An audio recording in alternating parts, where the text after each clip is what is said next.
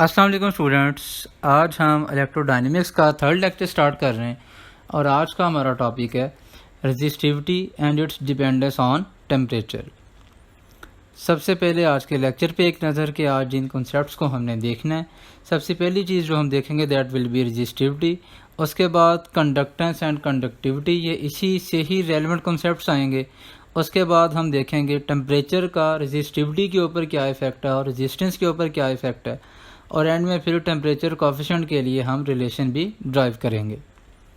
Resistivity, जैसा कि resistance का जो हमारा टॉपिक था उसमें हमने एक चीज़ को देखा था कि रेजिस्टेंस किसी भी कंडक्टर की तीन फैक्टर्स पे डिपेंड करती है। रेजिस्टेंस डायमेंशंस पे डिपेंड करती है, रेजिस्टेंस जो है वो टेम्परेचर पे डिपेंड करती है, और रेजिस्टेंस नेचर ऑफ मटेरियल पे डिपेंड करती है। अब अगर हम उस कंडक्टर भी, कोई भी कंडक्टर है हमारे पास, अगर हम उसकी नेचर भी सेम रखें, फॉर एग्जांपल अगर हमारे पास कॉपर है तो हम कॉपर के लिए ही ये काम कर रहे हैं, और उसके लिए हम अगर टेम्परेचर भी कांस्टेंट रखें तो फिर हम उसके रेजिस्टेंस को डायमेंशंस की टर्म में इस तरह राइट करेंगे कि अगर कंडक्टर की लेंथ इंक्रीज़ होगी तो उसकी रेजिस्टेंस भी इंक्रीज़ होगी। जितना ज़्यादा वायर लंबी होगी उसकी रेजिस्टेंस भी उतनी ज़्यादा होनी है। और एरिया के साथ अगर हम देखेंगे तो इन्वर्स में हमारे पास आएगा रिलेशन, वायर या कंडक्टर जितना ज़्यादा थिक होगा, जितनी मोटी तार होगी उसकी रेजिस्टेंस उतनी कम होगी। और जब हम इसको इक्वेशन फॉर्म में लेके आएंगे तो R will be equal to rho L over A. यहाँ पे जो रो है हमारे पास, इसको हम बोल रहे हैं जी रेजिस्टिविटी, और इसको स्पेसिफिक रेजिस्टेंस भी बोला जाता है। और इसको हम क्या बोलते हैं जी, the resistance of metre cube of a substance. किसी भी सब्सटेंस का 1 मीटर क्यूब अगर पीस हम कट कर लें तो उसकी जो रेजिस्टेंस होगी इसको हम बोलेंगे ये इसकी रेजिस्टिविटी है। और इसको अगर हम यहाँ पे ड्राइव भी करना चाहें तो rho equal to R A over L. और अगर एरिया 1 मीटर स्क्वायर पुट कर दिया जाए, लेंथ को 1 मीटर पुट कर दिया जाए, तो ऐसा कोई भी piece of conductor, piece of wire जिसकी लेंथ 1 मीटर हो, उसका एरिया 1 मीटर स्क्वायर हो, तो उसका वॉल्यूम 1 मीटर क्यूब होगा। तो इसीलिए R will be equal to rho, L को अगर 1 पुट कर दें, एरिया को हम 1 पुट कर दें, तो फिर उस मीटर क्यूब का जो पीस है उसकी जो रेजिस्टेंस होगी उसको हम बोलेंगे ये उसकी रेजिस्टिविटी है। और ये दो चीज़ों पे डिपेंड कर रही है, ये टेम्परेचर पे डिपेंड कर रही है और ये मटेरियल की नेचर पे डिपेंड कर रही है, ये डायमेंशंस पे डिपेंड नहीं करती। इस चीज़ को आपने एक दफ़ा जो है वो करना है अंडरस्टैंड कि रेजिस्टिविटी के फार्मूला में हमारे पास डायमेंशन ज़रूर आएंगी, लेकिन जब रेजिस्टिविटी को हम डिफ़ाइन करते हैं तो हम ये बात उस वक्त कह देते हैं कि लेंथ भी 1 मीटर है और एरिया भी 1 मीटर स्क्वायर है, ये हम स्पेसिफिक कर देते हैं।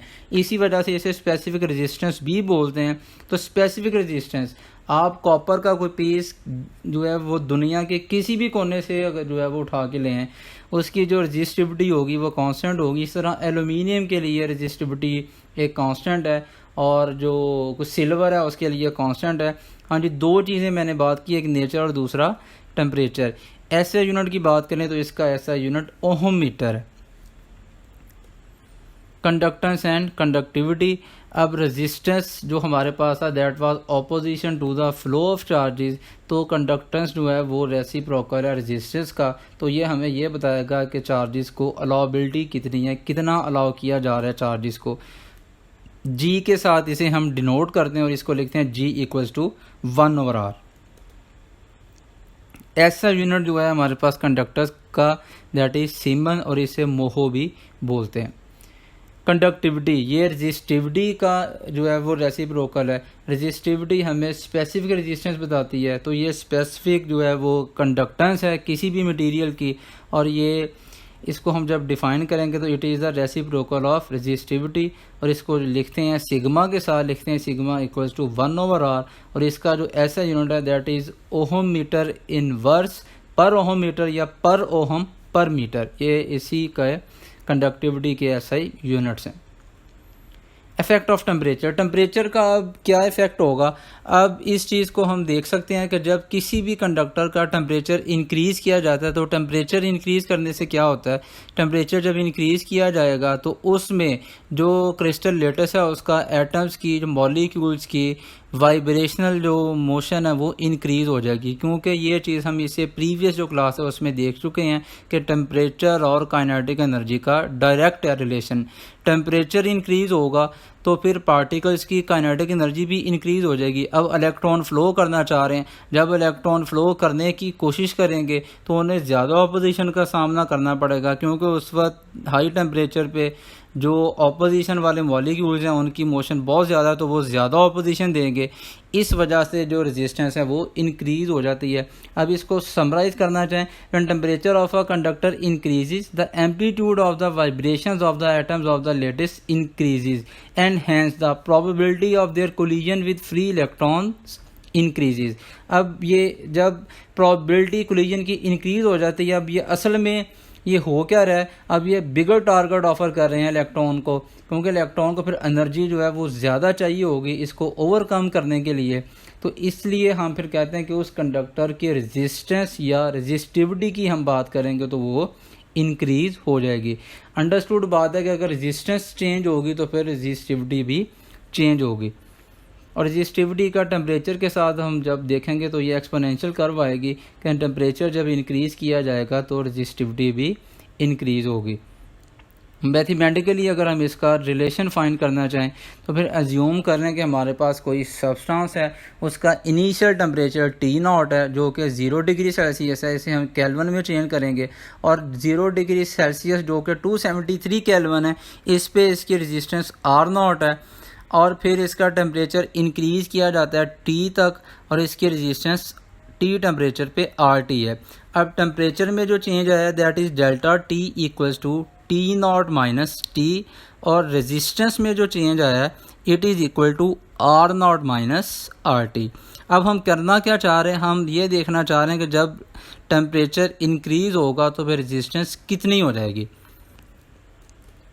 अब अपनी जो डेरिवेशन है इसको हम आगे कंटिन्यू रखते हैं। ये हमें पता है कि रेजिस्टेंस में जो चेंज आना है this is directly proportional to the initial resistance. अच्छा, एक बात आपने अपने जो है वो माइंड में रखनी है कि इससे पहले छोटी क्लासेस में हमने जो है वो लीनियर थर्मल एक्सपेंशन और वॉल्यूम थर्मल एक्सपेंशन के दो रिलेशन ड्राइव किए थे। तो ये रेजिस्टेंस और रेजिस्टिविटी का जो आएगा रिलेशन ये उसी के पैरेलल आएगा। तो जिस तरह वहाँ पे change in length initial length के डायरेक्ट प्रोपोर्शन में थी, इसी तरह रेजिस्टेंस में कितना चेंज आएगा, अगर इनिशियल रेजिस्टेंस ज़्यादा है तो फिर उसमें सेम टेम्परेचर के लिए चेंज भी ज़्यादा आएगा। अगर इनिशियल रेजिस्टेंस कम है तो सेम रेजिस्टेंस के लिए चेंज भी कम आएगा। इसी तरह टेम्परेचर जितना ज़्यादा चेंज किया जाएगा, टेम्परेचर का डिफरेंस जितना ज़्यादा होगा, रेजिस्टेंस में चेंज भी उतना ही ज़्यादा आएगा। अब इसको जब हम इक्वेट करेंगे, इकट्ठा करेंगे, कंबाइन करेंगे, delta R is proportional to R naught delta T, equality का साइन जब हम पुट करेंगे तो delta R equals to alpha R naught delta T.